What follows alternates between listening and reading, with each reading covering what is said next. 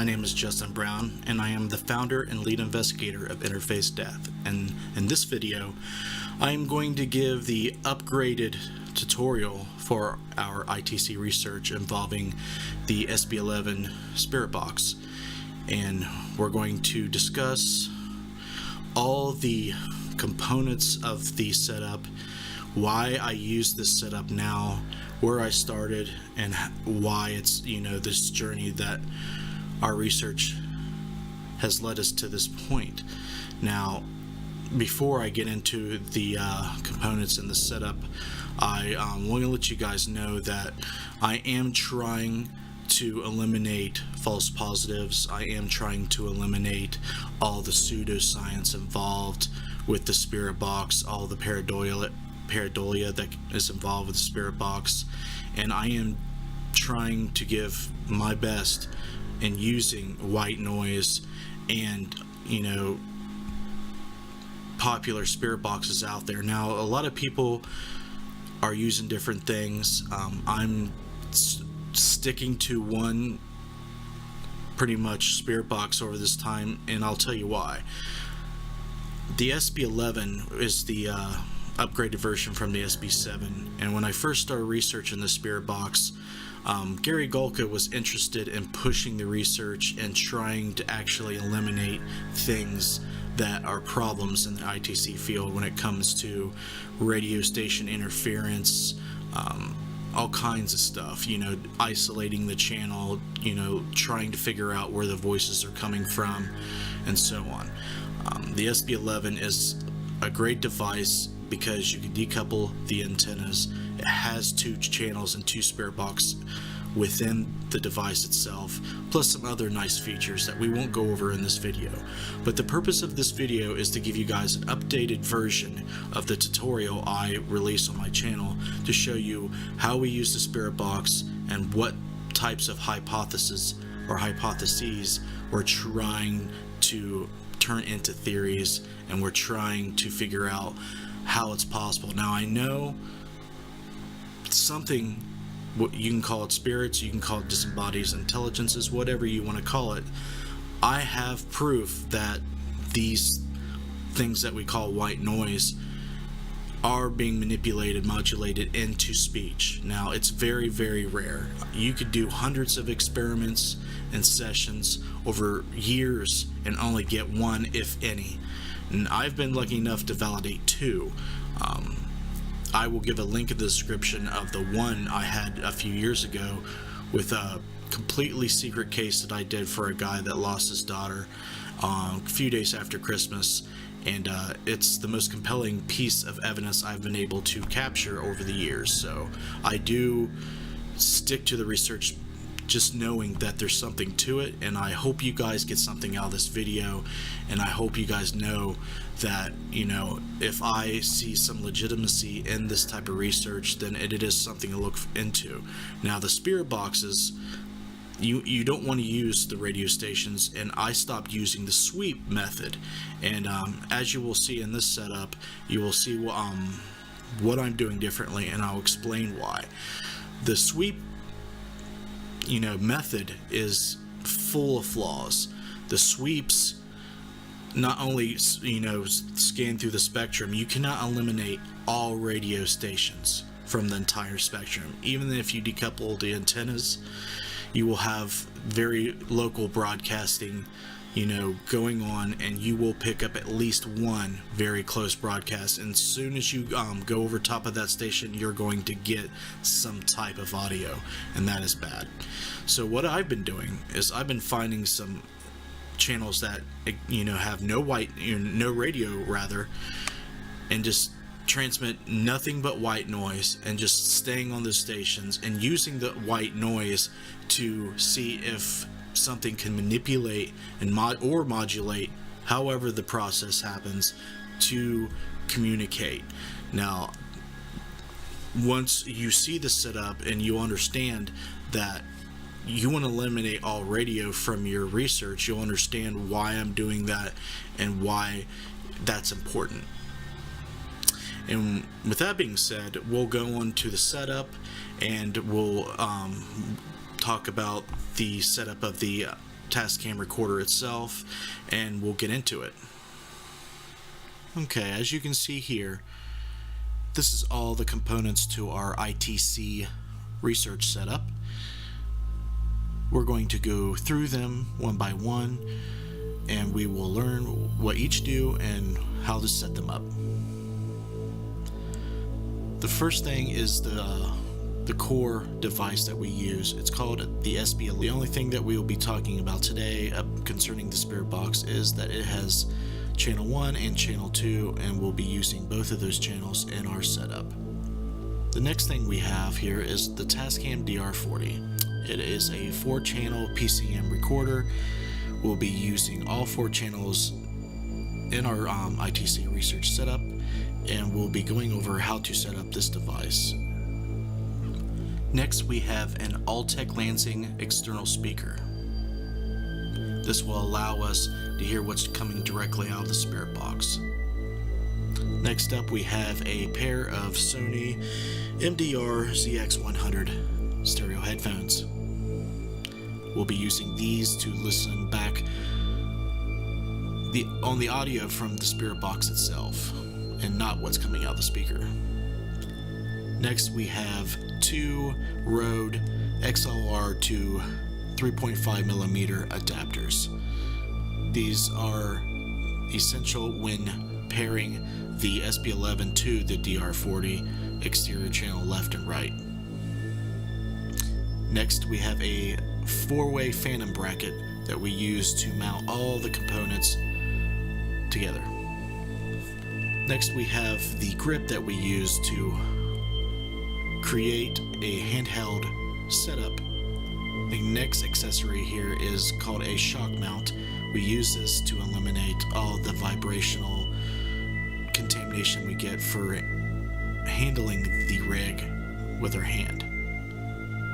This next accessory is, universal spring-loaded selfie stick that's supposed to hold a camera or a cell phone, and we're using it to hold the speaker instead.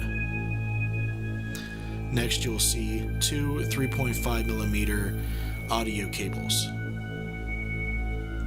The shorter, the better. And lastly, we have our splitter adapters. You'll see one end has a female 3.5mm audio adapter, and the other 2 male ends are what we'll need to split up the audio that's going into our recorder and back into our speaker. Now, you'll need 2 of the female to male rather, and 1 of the male to female. So make sure you pick up the right ones and the right amount of the right ones. The first thing we'll be using is the grip and the phantom bracket. You want to make sure it's snug and that it's in the correct position.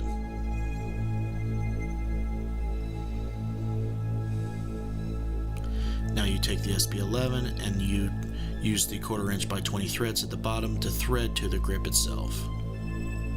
Make sure it is securely threaded to the grip.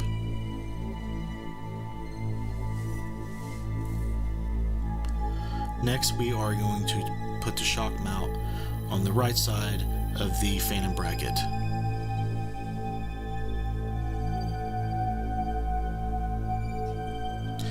And on the other side of the phantom bracket, we will put the spring-loaded holder for the speaker. Next, we will mount the Tascam DR40 to the shock mount.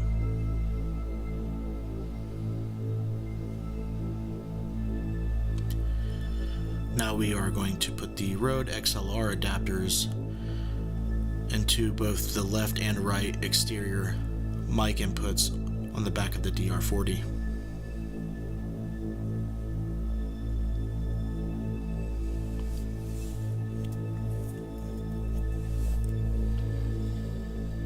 Two splitters, and we are going to plug them into each channel of the SB-11.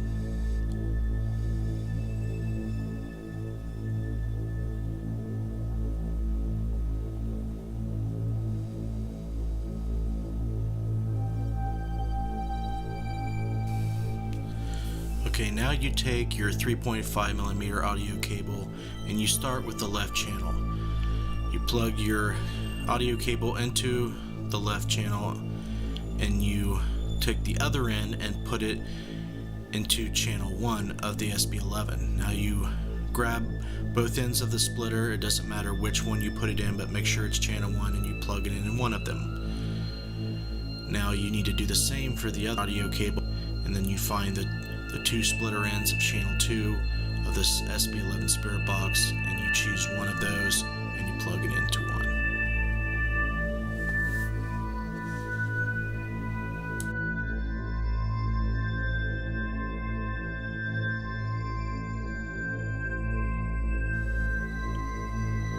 Okay, you're going to take your other type of splitter and you're going to join both channel 1 and 2 back into 1.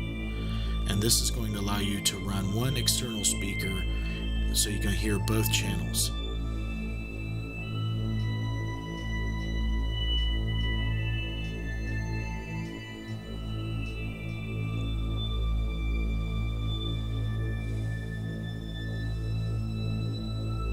Now we're going to take the Altec Lansing speaker and remove the 3.5 millimeter input cable, and we're going to mount it to the spring-loaded holder here. It fits very snugly and it works very nicely with this rig.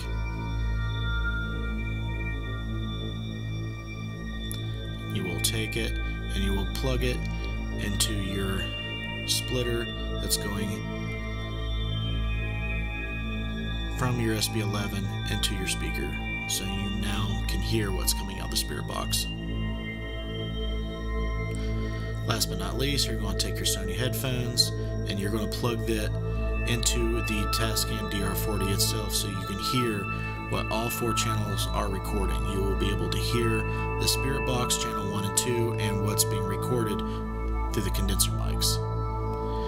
And that completes our setup of our ITC research device.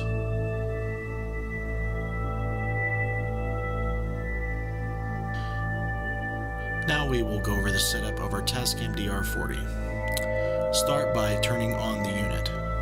But before you do that, you want to make sure that you have the line in selected, not the mic, not the fan and power.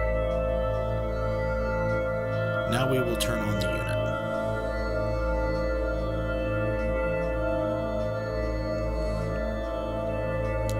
First thing we're going to do is going to hit the record mode button and ensure that we have the 4-channel mode selected.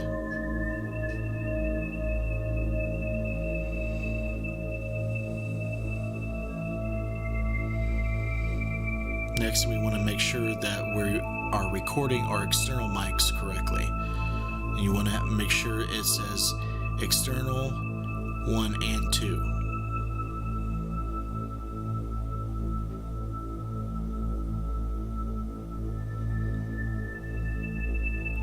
Now you want to make sure that your mic levels are correct. So you want to find the input level and turn your condenser mics up to about 60.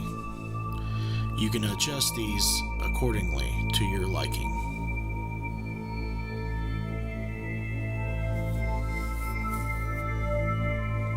Next, we're going to adjust the input level of the exterior left and right inputs.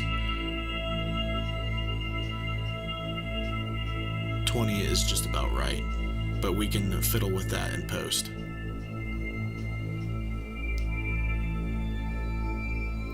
Now we are going to go to the mixer and make sure we have our mixer set up correctly. We want to make sure that the left is panned all the way to the left. You hit enter to select the pan and you push down to pan it to the left. And you want to make sure that the level is all the way up. The sends you don't want to mess with, so leave them the way they are. Your right input or channel 2 wants to be panned all the way to the right as you see here, and the level is all the way up.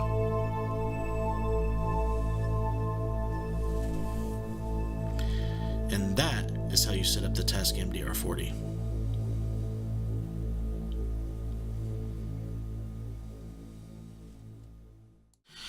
Alright, now that we've gone over the setup and the step-by-step process of putting together and setting up the recorder, I'm going to give you a demonstration of how it sounds like, how you use the device, and how you analyze the data that you record from it. Now I got my SB-11 and everything's set up here. So first thing I do is put on my headphones, and I'll grab this setup here. We'll go ahead and turn on the recorder.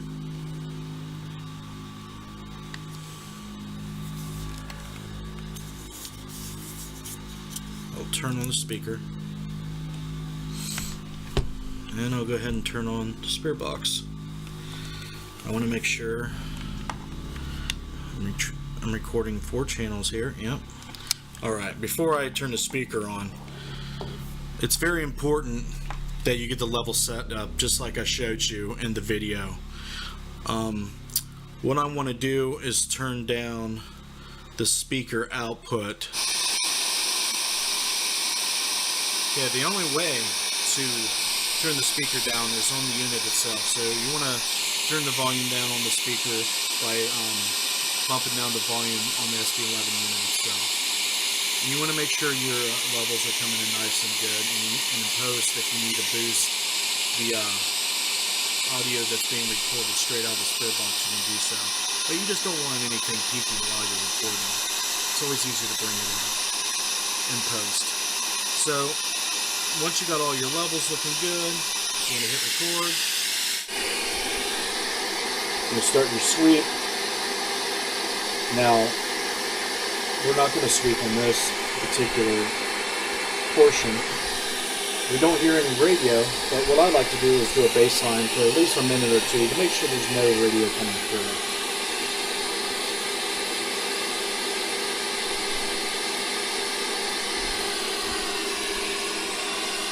Once you establish that, you want to proceed on with your ITC experiment by walking around. Some people don't like to ask questions, they just like to walk around and see if anything will offer up any communication freely. You can start to communicate, try to communicate with something that's there. You're essentially speaking in midair to thin air, so you'll ask questions, you'll try to get responses, you'll try to get controlled responses. At this point, if anything loud and clear comes through this, especially answering you, that is very legit, okay? As you can see, there should be nothing coming through this. And most of the stuff I get is very faint. It's rare that you'll get something that is definitely, you'll see a decibels higher than the white noise itself. And it's very rare if you'll get something that you can actually understand clearly all the way through. Sometimes it's just a word, but you will get sentences spoken through the box. Now, the last thing I would like to talk about is how this unit can further research in the white noise in the ITC field using spirit boxes. You can record the audio coming straight out of the spirit box into the recorder. Now, if you get something, you'll be able to analyze the tracks, and this is the last thing we'll do for you guys in this video. You can separate those tracks and solo them and analyze to see if the audio came from the spirit box itself. If it did, that'll give you that information. Now, if people hear it coming out of the speaker, then that means the speaker itself was manipulated, okay? And if you only hear it through these microphones and not in the speaker, because you'll have other people listening while you're doing it, if you're the only one that hears it live through your headphones or through the speaker, then it's a modulated EVP, and that will give you the information you need to understand what's going on. I believe all three is possible and all three can happen, but you definitely want to understand how whatever you're speaking to or whatever's happening is, how it's happening, so you can further research and you can understand the phenomena that is occurring. And once you take those steps in understanding what's going on, that will allow you to go forward in your research. You may be able to tweak your experiments, or find out how to set up other things to allow communication to happen more easily and more effectively. All right. Now, there's two different types of software that I'm going to use for demonstration purposes in this video, but there are other things out there you can use. And if you use something else different in this that I'm doing in this video, if it works, that's fine. But people who are interested in, learning what software works and analyzing the data that you get from this type of setup, this is what we'll show you. Now, the first program that I have open here on my computer is Audacity. And the reason I use Audacity is the exterior mic inputs that we're running the Spirit Box into, we're going to want to split those in two so we can analyze them independently. Now, they're saved as a left and right in one stereo channel on the Tascam DR40, so we want to be able to split them up so we can solo them, and that's very easily done using Audacity, and I'm going to show you how to do that. First, we're going to figure out which one of these is the right file, so I'm going to click on this, see if I can get it to play, and we'll figure out which one we need to split.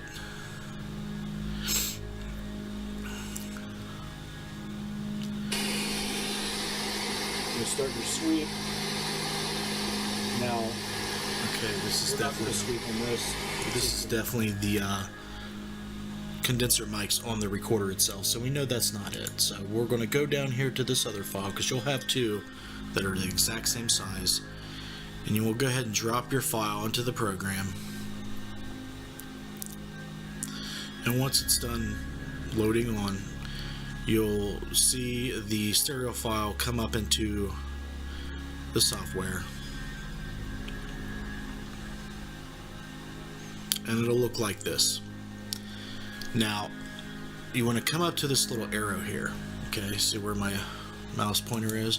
You want to come up here and you want to scroll down here where it says split stereo track. So we'll click that. Now you'll see them split. Now what you want to do is, once you have them split, now you want to export them out of Audacity as individual files. So what we'll do is, what's the easiest way to do this? We're going to get rid of this one, okay, and we're going to go up here again, and it's going to say this one's the left channel. Okay, we're going to convert this to mono, or you can do several things. You can keep this as the left channel, okay, or you can convert it back to mono. Depending on what you want to do, some people like to hear it in the left and then hear the right in the right, just so they know which channel it came from. Or you can just put it on mono and label that track left or that right, okay? But what we'll do is we'll leave it left, but we'll just split it, okay? So we'll do that. We'll go up here to File, go to Export Audio.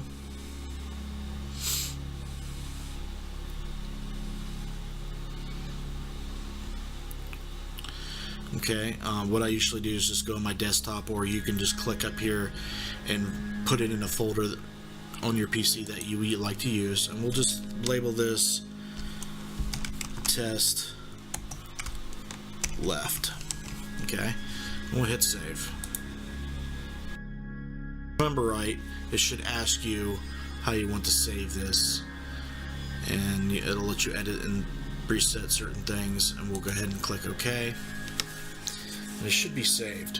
Okay, now what I'll do is, once it's gonna let me here, there we go, I'll go up here and I'll hit undo, track remove. Okay, then I'll go up here and remove the left channel, and now it's leaving me with the right channel. Okay, well, I'll leave that there. As you can see, it's pretty low too. So if you want to, you can boost it here. If not, you can boost it in the other program that we're going to use. So what we'll do here is we'll go to Export Audio. We'll save to the desktop.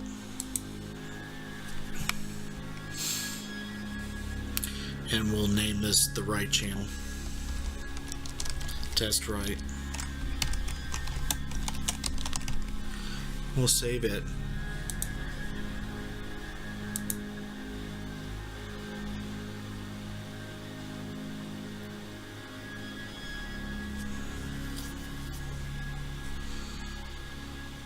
And you should be done with that.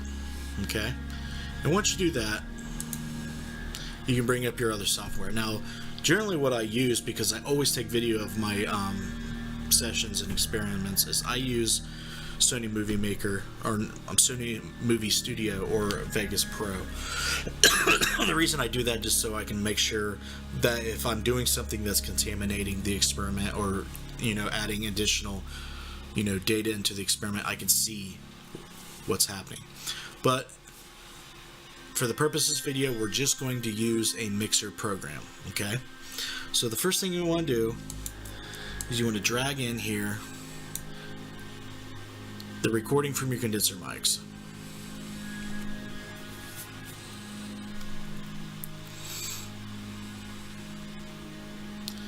And once that loads, you individually drag in the other tracks.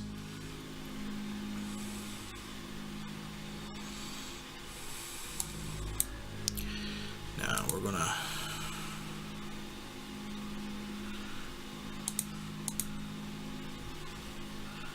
pull these over here for a second.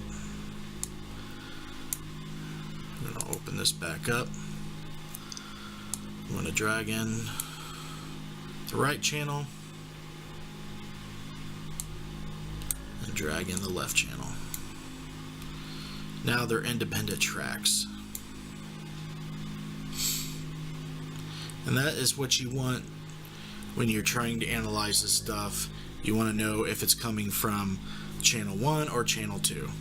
So the left, what might actually be better is labeling on channel 1 and channel 2. But if you got channel 1 panned to the left and channel 2 panned to the right, you'll know that. So as long as you keep that the same, it's fine. So we got everything lined up. It looks like these are pretty low, so we can go ahead and jack the decibels up pretty good on these. We'll see if the levels look good. And you want to hit play. As you see,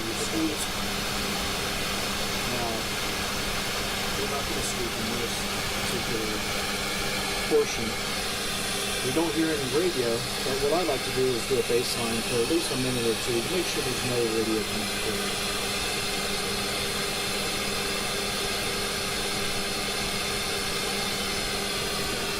And what you do is you listen through there.